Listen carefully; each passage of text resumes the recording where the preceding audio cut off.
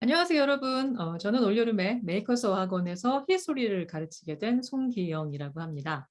네, 제가 이제 그동안 역사 교육을 전공을 하고 나서 현장에서 이제 학생들과 만나온 지가 거의 지금 20년 가까이 되어 오는 것 같은데요. 그래서 정말 많은 학생들, 다양한 환경에 다양한 역량을 가지고 있는 학생들과 함께 US 히스토리, 그다음에 월드 히스토리, 그다음에 이제 때로는 이제 유러피안 히스토리까지 이제 히스토리 이제 한 우물을 이제 계속 걸어오면서 그 학생들과 뭐 이렇게 역사를 공부하는 즐거움이란 이런 것이다. 역사를 공부는 이런 식으로 하면 된다. 이런 것들을 이제 커뮤니케이션을 하면서 뭔가 소통되는 느낌을 받을 때 참 보람이 있었거든요. 그래서 올해도 올여름에도 좀 그런 순간들을 이제 많이 누렸으면 하는 이제 그런 소망이 있습니다. 네. 자, 그런데 누가 저한테 이런 자료를 하나 보내줬어요.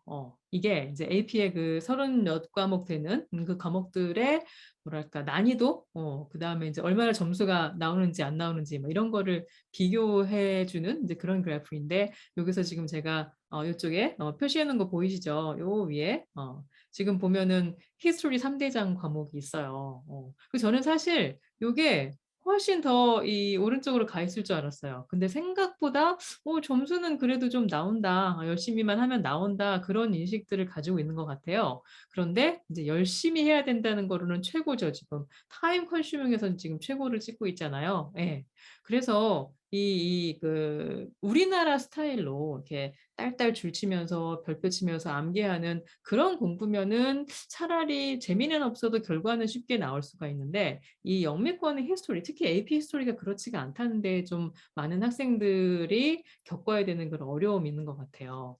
자, 제가 한 장을 더 보여드리면, 자, 지금 뒤에 보이는 요 에세이가 이제 AP 테스트에서 이제 가장 비중이 높은 Document Based Essay라고 불리우는 그 에세이인데요. 요거는 지금 그 만점을 받은 굉장히 잘 쓴 친구가 쓴 거를 샘플을 컬리지 보드에서 이제 보여주고 있는 건데 이걸 이제 히스토리를 우리는 암기 과목이라고 생각을 하죠. 한국에서는. 근데 영미권에서는 그게 아닌 거예요. 지금 이 정도의 긴 분량의 에세이를 써낼 수 있을 정도로 학생들이 뭐 기본적으로 배경 지식도 많이 있어야 되지만 그걸 통해서 주어진 문제에 대해서 얼마나 통찰력 있게 자기 생각을 논리적으로 착 풀어서 쓸 수 있는지 그거를 평가를 한다는 얘기예요. 그 historical thinking skill이라고 하죠. 그 thinking skill을 그러니까 뭐 사고력이죠, 사고력. 사고력을 테스트를 하기 때문에 결국 이게 그만큼 힘이 들고 또 노력을 많이 해줘야 되는 건데, 근데 학생들이 처음에는 그걸 잘 몰라요. 그러니까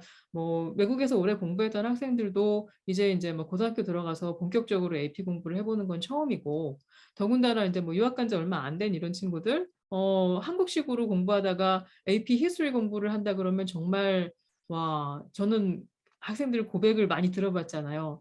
선생님, 저 진짜 살면서 이렇게 열심히 공부해 본 적이 없는데 정말 이렇게 점수가 안 나오기도 처음이에요. 막 이런 호소 진짜 많이 들어봤거든요. 그게 이제 왜 그러냐 하면, 음, 이게 이제 그 우리의 물론 최종적인 목표는 5월 AP 시험이지만 내년에. 근데 사실 그거보다 더 중요한 게 뭐예요? 1년 코스란 말이에요. 이 클래스에서 GPA에서 A를 받는 것이 AP 시험에서 A가 아니라 5점을 받는 것보다 훨씬 힘들어요. 훨씬 힘들어. 그게 그럴 수밖에 없는 게 시험에서는 그 최종 시험에서는 1년 동안 배운 내용을 그냥 한 번에 테스트를 하고 끝내는 거지만 학교에서는 안 그렇잖아요. 그러니까 부분별로 더 세세하게 들어간단 말이에요. 게다가 학교에서 이제 그 주어진 시간이 시수가 적기 때문에 공부를 해야 될 양은 범위는 엄청나게 많은데 이거를 주어진 시수 안에서 해결을 해야 되다 보니까 학교 선생님들이 절대 저는 그 선생님들이 무슨 뭐 능력이 없거나 뭐 성의가 없어서 그렇다고 생각하지 않아. 주어진 시간이 부족하기 때문에 수업을 친절하게 운영을 하실 수가 없어요. 그러니까 대부분은 여기서부터 여기까지 다음 주 읽어가지고 와라 이렇게 하면 다 애들이 읽고 이해했다는 거를 전제로 하고 수업 시간에는 이제 약간의 뭐 맥락을 짚어주고 중요한 사실들 얘기해주고 그 다음에 이제 뭔가 토론도 좀 해보고 그러면 수업 시간이 금방 지나가는 거야. 그러고 나면 어떻게 돼요? 다음 주에 여기 테스트 할 거야. 에세이 볼 거야. 그러니까 이제 학생들은 이 멘붕에 빠지는 거죠. 학생들 입장에서는 사실 그 많은 분량의 책을 읽어내는 것 자체가 굉장히 힘들어요. 그리고 막 억지로 읽었다고 해도 그거를 다 이해할 수 있는 학생들도 제가 볼 땐 많지 않아요. 근데 그걸 그냥 기본에 깔고서 학교에서는 테스트 위주로 운영을 하니까 참 많은 학생들이 저한테 와서 진짜 학교 선생님 흉을 그렇게 볼 수가 없어. 그럴 때마다 이제 제가 위로하죠.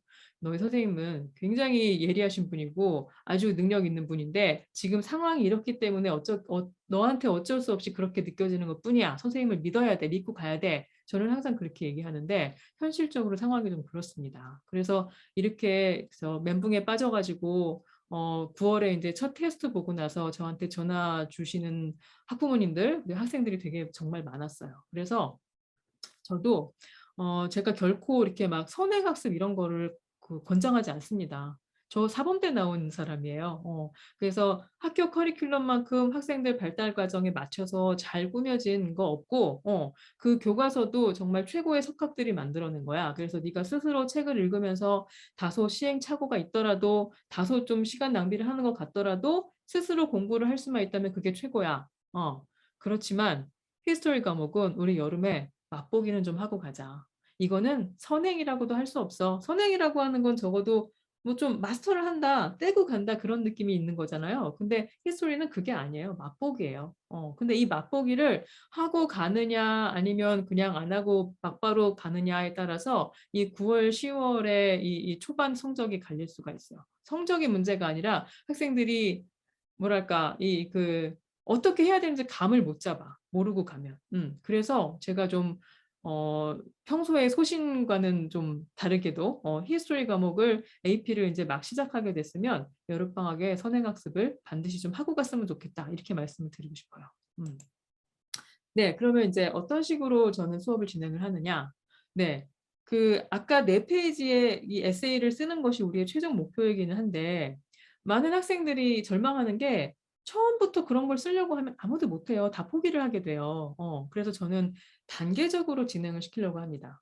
단계적으로 어떻게 진행을 시키느냐. 자, 스텝 1. 요거는 terminologies. 그날 배운 내용이 있잖아요. 배운 것 중에 중요한 내용을 네가 이해한 만큼 네가 표현할 수 있는 수준에서 네가 스스로 정리를 해봐. 이렇게 숙제를 매일 내줄 거예요.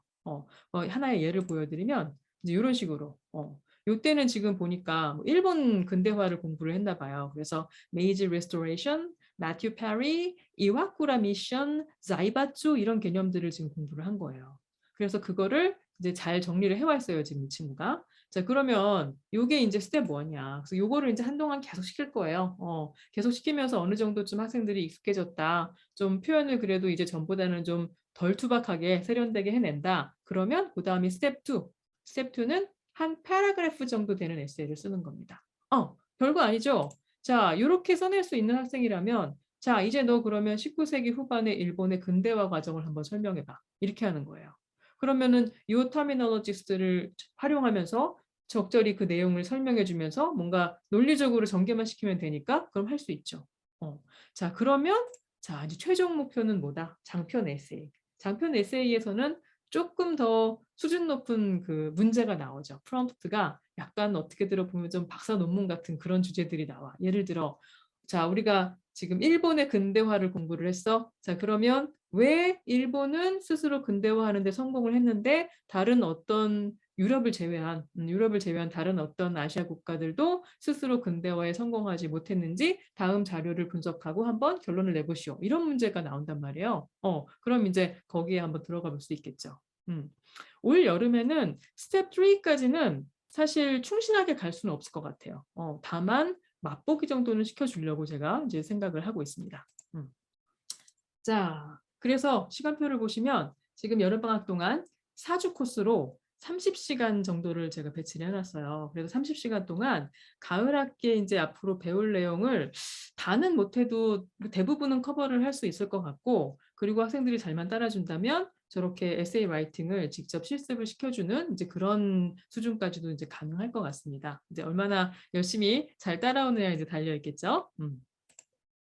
네, 그래서 올여름에도 정말 가능한 많은 학생들과 역사를 공부하는 기쁨을 서로 이제 맛볼 수 있는 그런 시간이 많았으면 좋겠고요. 그런 순간의 기쁨들이 좀 많이 모여서 이후에 어떤 그 뭐랄까 교과 학습적으로도 또 다른 면으로도 학생들이 좀 성장하는 길에 근데 제가 쪼끔이라도 도움이 된다면 정말 보람이 있을 것 같습니다.